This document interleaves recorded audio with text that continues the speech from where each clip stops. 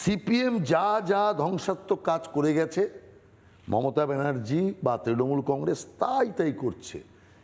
CPM একটু আড়ালে করত আর মমতা ব্যানার্জি ওপেন করছে। সিপিএমও এই ধর্ম নিয়ে রাজনীতি করে এসছে, সিপিএমও তো সামদের রাজনীতি করে এসছে, কিন্তু একটু আড়াল থেকে কোটিং রেখে। আর মমতা ব্যানার্জি খুললাম।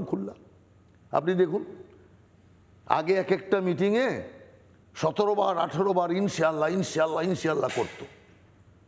হিজাব পরে দাঁড়িয়ে গেল, বোরখা পরে নমাজ পড়তে শুরু করলো। আপনি 4 বছরে দেখান তো ইনশাআল্লাহ বলেছে, পাল্টে দিয়েছে। কেন পাল্টে দিয়েছে? এখন বুঝেছে আল্লাহ আর উদ্ধার করতে পারবে না। মানে এইটা এত বছর আল্লাহ উদ্ধার করেছে, এবার যখন দেখছে ওর ইনশাআল্লাহর চোটে যারা অপোজিটে আছে তারা তাদের শক্তি দল বাঁধছে। কিন্তু আপনারা তো মমতা বন্দ্যোপাধ্যায়ের সাথে, এবং এটা আমি জানতেও চাই, মানে আপনি তো খুব কাছ থেকে, আমি আর আপনি যেরকম ডিস্টেন্সে বসে রয়েছি, মুখ্যমন্ত্রী মমতা বন্দ্যোপাধ্যায় বা তৃণমূল কংগ্রেসের নেতারা এবং আপনারা সেই ডিস্টেন্সে বসে মিটিং করেছেন। মমতা বন্দ্যোপাধ্যায়ের সাথে হয়তো আপনার প্রতিদিন কথাবার্তা বলতে হতো যখন আপনারা নিজেরা। দেখুন, 100 বার আমি মমতা ব্যানার্জির সঙ্গে দেখা করেছি, কারণ 10 বছর আমাদের জোট ছিল।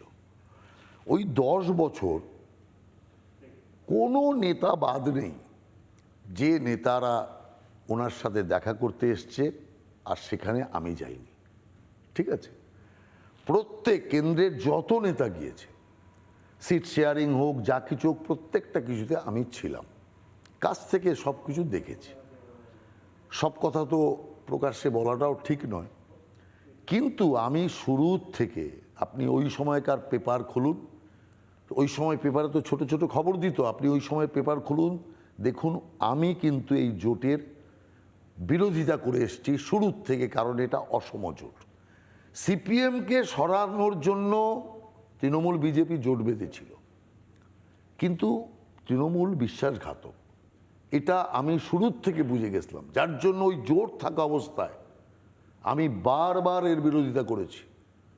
এবং স্বয়ং শ্রদ্ধেয় অটল বিহারী বাজপেয়ী প্রধানমন্ত্রী থাকা অবস্থাতেও আমাকে 6-7 বার অন্তত বলেছে যে মত করো। আমি কিন্তু ওটা করে গেছি। নানা ধরনের কন্টেন্ট দেখার জন্য লাইক করুন, শেয়ার করুন আমাদের ফেসবুক পেজ, সাবস্ক্রাইব করুন আমাদের ইউটিউব চ্যানেল। পাশাপাশি অন্যান্য ব্রেকিং নিউজের জন্য অবশ্যই চোখ রাখুন রিপাবলিক বাংলায়।